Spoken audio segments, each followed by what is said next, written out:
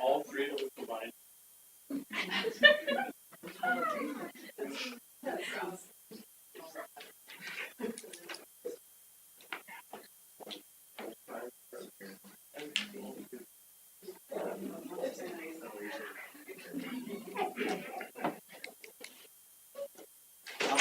There at 6 o'clock.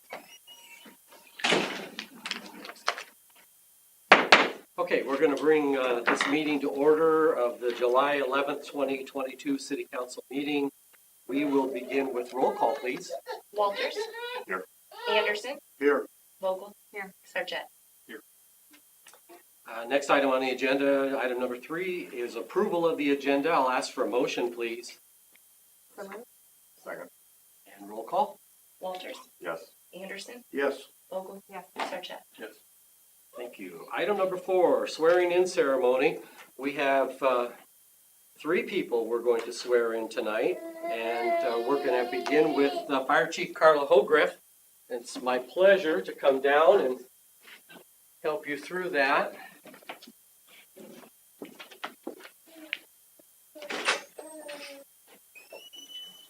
So Carla, very easy.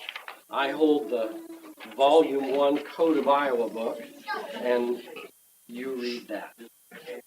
Yep, please.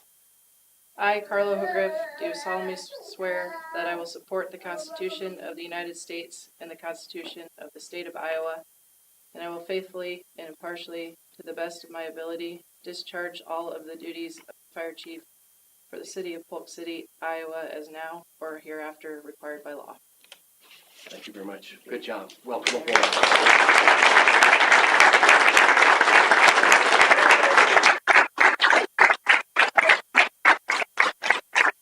And then the next person that we're going to swear in is Kevin Blaha Polson. And I'm going to ask Chief to come up and help with that. We're going to crowd the room up a little bit more. So come on up, Chief. You can hold this. All right. And you need to read this. Alrighty. I, Kevin Blaha Polson, do solemnly swear that I will support the Constitution of the United States and the Constitution of the State of Iowa, and I will faithfully and impartially, to the best of my ability, discharge all the duties of a police officer for the City of Polk City, Iowa, as now or hereafter required by law.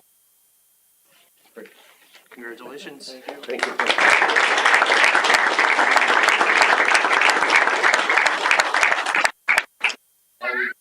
And last but not least, Nick Sherman.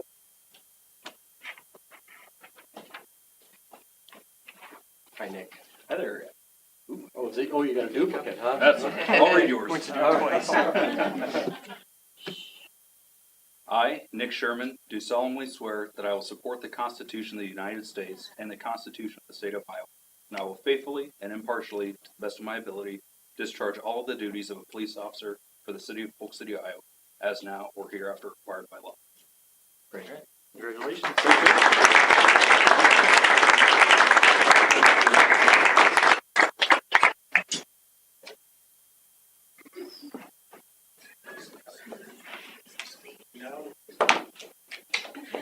Now, we'd love to have you all stay for the city council meeting. I'm thinking that's not going to happen.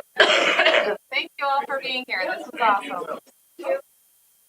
Yep, I'm staying here. As long as you're leaving with someone else. That's right. Thank you. Sweetheart, shake sweet.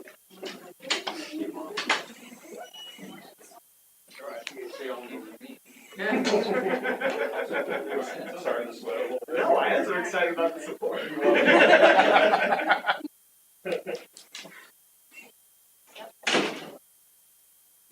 So item number 5 is a public hearing. It's time to close the regular meeting and open the public hearing on the requested voluntary annexation of certain property into the city of Polk City.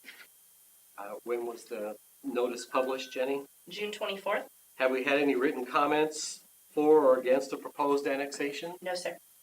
Okay, do we have a staff report? I will provide the report, Mayor. So this public hearing is in regards to voluntary annexation for 2 parcels located contiguous of Polk City city limits. The 2 parcels are not within 2 miles of another city, therefore the city council can review and approve this voluntary annexation at the local level. The 2 parcels are listed by parcel ID in the city council packet for your review. Great. Is there anyone present who wishes to be heard for or against the proposed annexation? Then I need a motion to close the public hearing and reopen the regular meeting. So moved. And a roll call, please. Sarchet? Yes. Walters? Yes. Anderson? Yes. Vogel? Yes. Item number 1 under the public hearing then, Resolution 2022-83, approving annexation. Motion, please. So moved. And roll call. Walters? Yes. Anderson? Yes. Vogel? Yes. Sarchet? Yes. Item number 6 is a presentation from Community Visioning member Matt White on the mural project update. Why don't you come on up, Matt, what you've already done, and let us know what you're talking about. All right. Sorry, I gotta pull it up. Yeah, print the flyer off. So did you guys all get a flyer? The flyers again? All right, awesome. All right, so I'm just presenting on my update regarding the mural project and to request funding for $7,700 to move forward with a mural on 3rd Street. So on the flyer I provided, what we have is a couple concepts, mural concepts that we have received from the artists that we have chosen and the way those concepts look on the wall. And so I'll give you a little bit of background on all of this. I presented to everyone here about, I don't know, sometime last fall and for an update to move forward. And this is really a culmination of about a 1.5 year effort of bringing a mural to Polk City, really Polk City's first public mural. And so we're really excited on the artists that we've chosen. We went through a process where we reviewed around 6 artists who submitted proposals for the 3rd Street retaining wall. And we're really excited about the artist that we've chosen. She's a local artist, and her dad have plenty of experience where we feel very comfortable with their expertise and ability to complete the project. So with that, I will open it up to questions. The funding request is for $7,700. I provided a small cost breakdown at the bottom, material costs of around $1,200. And this was at around December timeframe, so I think it's gone up a little bit from that, but we're still looking for 77 costs. Any questions? Matt? Well, then I guess I would ask for a motion to approve $7,700 for the mural project. Second? And roll call, please. Vogel? Yes. Sarchet? Yes. Walters? Yes. Anderson? Yes. Great. Thank you, Matt. Thank you. This is the time and place for comments for any item other than those that are a public hearing. If you wish to speak, contact the city clerk by 5 p.m. on the date of the meeting or by email. Do we have anybody who wishes to speak? No, sir. Cards? Okay, great. So then moving on to item number 8, which is the consent items, and I will ask for a motion to approve the consent items. So moved. Roll call, please. Anderson? Yes. Vogel? Yes. Sarchet? Yes. Walters? Yes. Item number 9, under business items, A, Resolution 2022-84, establishing fair market value of properties for public safety facility project and authorizing acquisition for said project. Do we have a report? I will provide a quick report there. So the council is establishing a fair market value of properties for a public safety facility project. The city's identified these 4 properties for consideration of a public safety facility, and the council needs to set the fair market value of those properties tonight. Once that is completed, the city attorney will put together purchase packets for those properties. Any questions, Chelsea? Then I would need a motion to approve Resolution 2022-84. So moved. Second. And a roll call, please. Before we go on, now, exactly, this is further negotiations, we're actually setting a dollar figure here tonight, or? Do you want to answer, Amy? Yeah, you're setting a bottom dollar figure. By law, we have to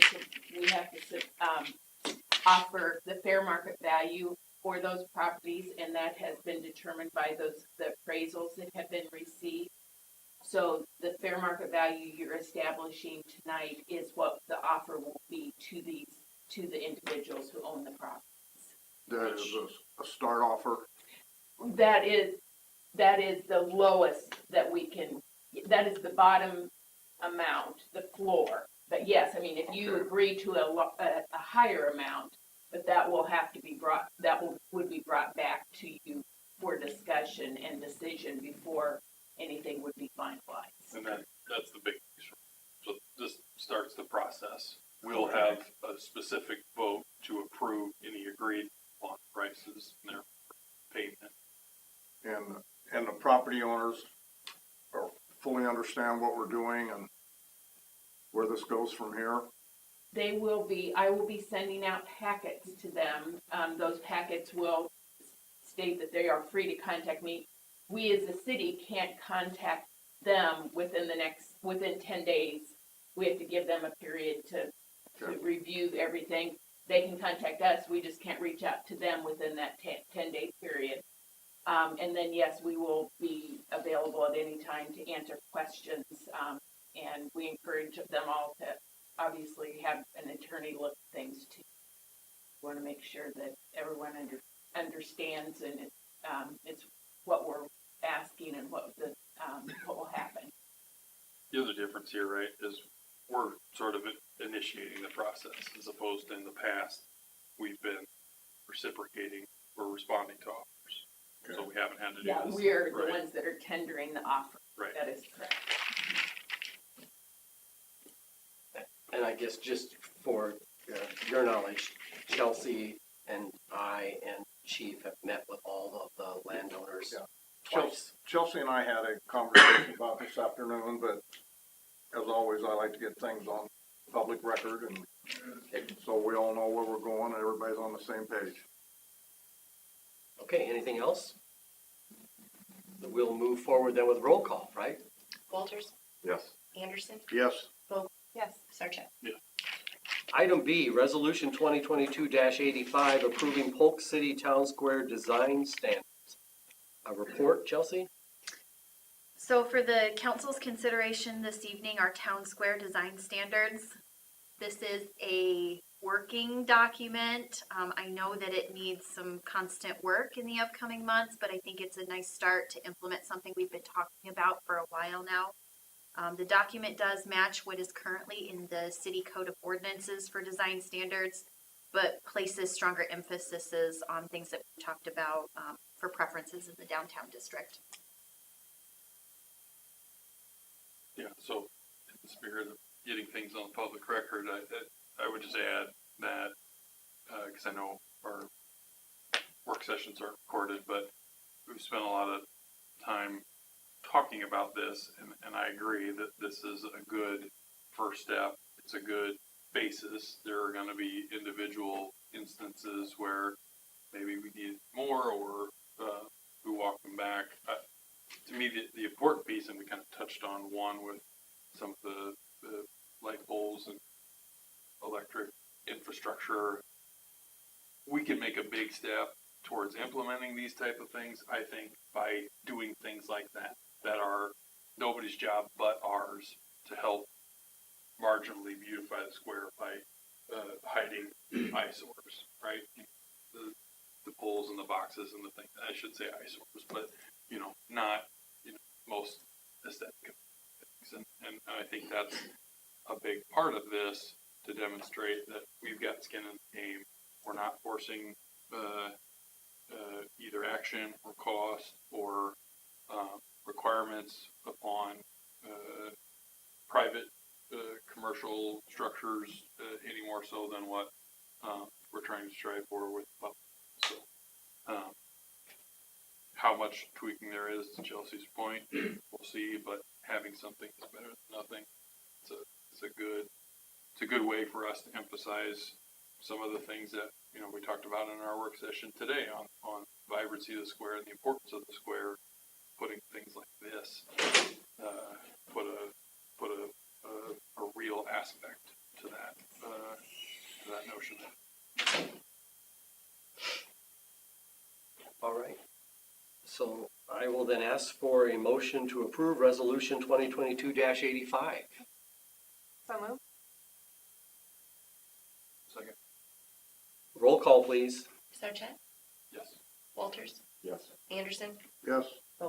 Yes. And item C, Snyder and Associates, May 2022 invoice in the amount of $35,237.25 for engineering services. No. Okay. Motion to approve, please. So moved. Second. Roll call. Vogel, Yes. Sarchet, Walters, Abstain. Anderson. Yes. Approved. Item 10, reports Forgot where I was. and particulars. So we'll begin with staff. Anything you want to talk about? Jason? Yeah, last Tuesday with that windstorm, it changed the complexion of the square's canopy. Again, we lost a big ash tree right in the middle of the square, close to the bandstand.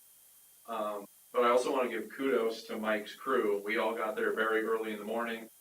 The wind had split it down to the ground, and what was still vertical was very precariously hanging over the bandstand. So we acted quickly and we cut it back, and I firmly believe we saved the grandstand or the bandstand from a big gust of wind. So thanks to Public Works, and we're just a little bit lighter in the trees on the square right now. So I'm sure you've all noticed, but I was by there that morning getting my coffee, and yeah, I noticed there was a police officer there, Public Works there, everybody was right on it. My heart broke a little bit to lose another big, awesome tree that we had in our square, but continued efforts to replant, I'm thankful we replanted a tree earlier this year, it'll take time to grow it back, but, like I said, 7 a.m. people were on the spot getting it taken care of, so, yeah, and again, I thought, thank goodness it went the way it did, and good for your quick action to not jeopardize that band. Thanks, Jason. Anyone else? I do have something really quick, Mayor. I do want to get this on the record. So the city is going to hold public information sessions. They're called Spark Sessions on Wednesday, July 20th and Thursday, July 21st in the community room for the City Hall Community Center and the fire station remodel projects. We are seeking public input for those projects, and public presentations will be made at noon and 5 p.m. on both of those days. So we'd like to encourage and invite the public to attend those public meetings. And we will get some information out on the website for that process as well. Council members, anything to add? Yeah, thanks for that update, Jason. I hadn't noticed that yet. It was gone last week. It stinks. I would, every time this happens, and I know it's a random windstorm that could happen tomorrow or it could happen 15 years from now, but I do think, and I would just say from my perspective, if there are, I know other prominent squares and or downtown areas with important trees, most of which have larger budgets than we do, spend more money on preserving some of those trees, with lightning rods and things. And I probably wouldn't have made a difference. This is the storm, but it's what it is. But every time it happens, it's frustrating because as the Polk City tree guy says, you plant trees for generations down the road and won't see the dip. Just put a plug in from your perspective or Mike's. There are things that you guys see to proactively do things about the school. That's awesome. The other thing, and I should have read this, Carla, when your family was here to try and embarrass you, but I got an email on the 1st, and less than a month in from your role, it's pretty cool. So I didn't specifically ask. I think the intent was to share this, and so I'm going to share it. I'm going to leave out some of the details and the name, but again, email I got last Thursday. Chief Hograve and our team responded to a call. Skip ahead there. Chief Hograve stayed so calm and showed so much compassion while gathering the necessary information from my family and me, explaining every step along the way. The way she handled and led the call made this terrible situation a little easier, and that has stuck with me. And while I'm still processing what happened, I want to thank the chief and her team for all of their help. So, in calls like these, doesn't change what happens, and I don't want to gloss over that, knowing the family how bad it was, but these mean a lot to me that month in, you're already doing such a commendable job, so appreciate it.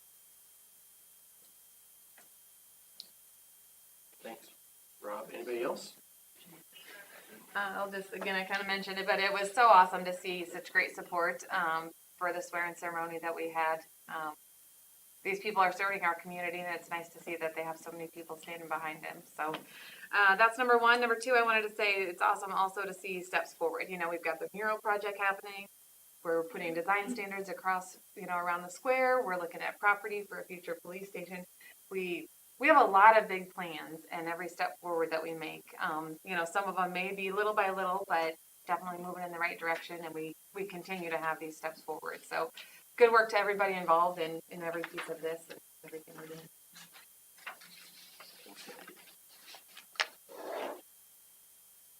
Make a motion to adjourn. Second. All in favor, say aye. Aye. All opposed, same sign.